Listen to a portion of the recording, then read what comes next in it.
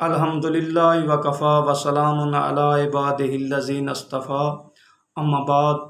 آج ہم سورہ فاتحہ کے حوالہ سے توحید بیان کرنے سے پہلے فاتحہ کی وجہ تسمیہ بتائیں گے، یعنی فاتحہ کا نام فاتحہ کیوں ہے۔ لفظ فاتحہ فاتحہ یفتح فتحً سے ہے، جس کے معنی ہے کھولنا، اور فاتح کھولنے والے کو کہتے ہیں، فاتحۃن کھولنے والی۔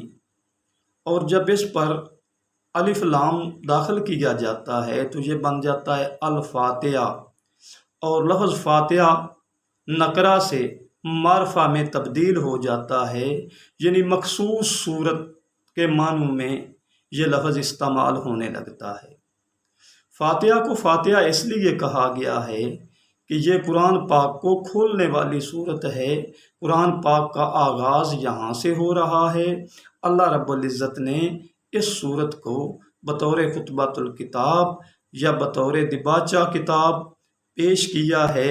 میں امید کرتا ہوں میرا آج کا لیکچر آپ کو پسند آیا ہوگا۔